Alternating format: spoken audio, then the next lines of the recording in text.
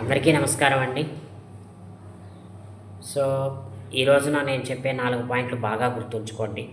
ముఖ్యంగా stock market beginners కోసం చెప్తున్నాను.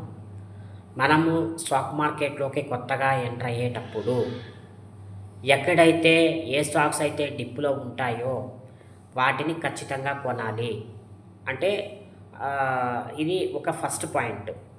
సెకండ్ పాయింట్, కొన్న స్టాకు గనక 40% కిందకి వస్తే మరలా తిరిగి ఖచ్చితంగా యావరేజ్ చెయ్యాలి.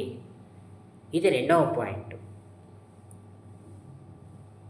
మూడవ పాయింటు, మనము ఏదైనా స్టాకు కొన్న తర్వాత 100% గనుక ఈ స్టాకు పెరిగితే మనము దీన్ని పార్షియల్ ప్రాఫిట్స్ అనేవి బుక్ చేయాలి.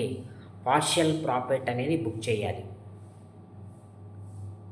పాయింట్ నెంబర్ 4, ఏదైనా ఒక స్టాకు అక్కడక్కడే కన్సాలిడేట్ అవుతూ ఉంటే ప్రతి రూ. 10కి, రూ. 20కి అంటే ప్రతి 10%కి, 20%కి యావరేజ్ చెయ్యరాదు. ఇది ది ఫస్ట్ 4 పాయింట్స్ అండి. ఇంకా ఇలాంటి కొన్ని పాయింట్స్ ఉన్నాయి నా దగ్గర. ఇవన్నీ విడతలుగా వీడియోల రూపంలో నేను మీకు పంపిస్తూ ఉంటాను. అంతవరకు దయచేసి నా ఛానల్ని లైక్, షేర్, కామెంట్, సబ్స్క్రైబ్ చేయండి. సో, మరొక మంచి వీడియోతో మరలా తిరిగి మీ ముందుకు వస్తానండి. అంతవరకు సెలవు. నమస్తే.